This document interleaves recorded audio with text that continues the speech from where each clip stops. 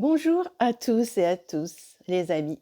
Aujourd'hui, je fais cette petite vidéo pour vous parler de cette période spéciale sur le plan des astres qui marque un mouvement, une entrée ou une sortie d'une planète dans une autre sphère d'expérience. Et c'est le cas en ce moment de la planète Pluton qui entre dans l'espace du Verseau. Pluton représente symboliquement la force intérieure, mais aussi la puissance, le pouvoir du collectif. C'est un peu comme si nous rentrions dans une période de révolution. Donc, cette période peut nous aider à faire nos petites révolutions intérieures. Alors, j'avais envie de vous donner quelques conseils pour faciliter cette période qui pourrait durer individuellement et collectivement plusieurs mois, voire plusieurs années. Alors, premier conseil, lâchez prise de tout ce qui n'est plus utile dans votre vie, de tout ce qui ne vous procure plus de légèreté, de joie, pour faire de la place au nouveau. Et moi, j'aime souvent utiliser la cérémonie du feu, qui est une pratique chamanique simple avec la puissance du feu très transformatif. Vous pouvez prendre une bougie, un bâtonnet, de quoi allumer la bougie bien évidemment, et un verre d'eau pour éteindre ensuite le feu que vous aurez mis au niveau du bâtonnet. Vous soufflez sur votre bâtonnet tout ce que vous ne voulez plus, telle situation, telle relation, les émotions, les peurs, les craintes, les doutes, toutes les pensées mentales que vous avez et que vous voyez clairement qu'elles vous emmènent toujours sur le même chemin. Et vous soufflez tout ça sur votre bâtonnet. Et lorsque vous pensez avoir fait le tour, à ce moment-là, vous mettez le feu au bâtonnet, seulement au bâtonnet, à partir de votre bougie, et vous laissez le feu transformer, le feu de l'esprit symboliquement, la lumière, transformer ces éléments, et pensez à bien sûr mettre le bâtonnet dans votre verre d'eau avant qu'il arrive au niveau de vos doigts. Deuxième conseil, faites tout ce que vous pouvez pour apaiser vos anciennes blessures. De mon point de vue, une blessure peut être réparée, peut être apaisée. Et là, je vous conseille l'EFT, qui est vraiment utile pour apaiser ces anciennes blessures. J'ai eu la chance d'être publiée sur mon livre l'EFT, pour pacifier ses émotions, pratiquer l'EFT.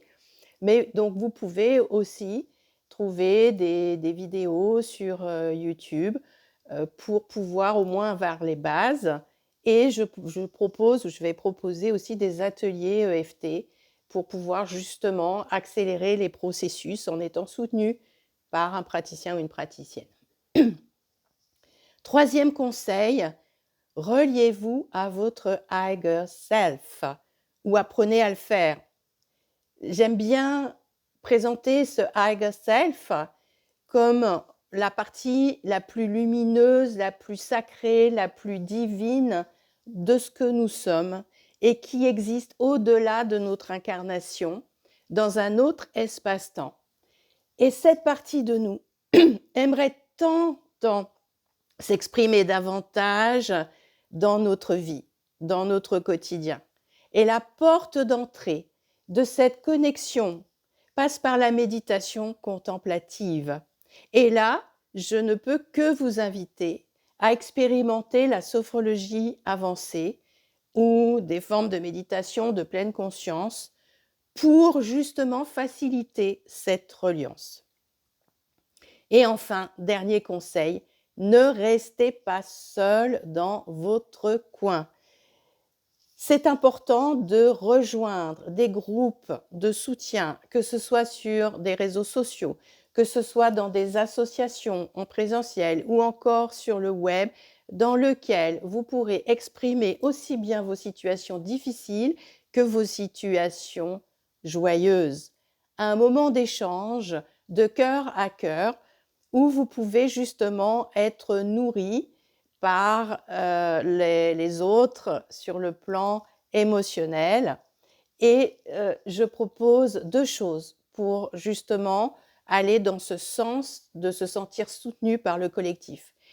La première chose que je propose, c'est une émission que j'ai nommée À cœur ouvert, mensuelle, dans lequel vous pouvez partager, choisir de partager une situation émotionnellement difficile et je pourrais, grâce à mon intuition et ma perception, vous donner des orientations qui pourront vous aider à passer le cap ou en tout cas à faire le pas suivant pour aller vers le plus d'harmonie possible.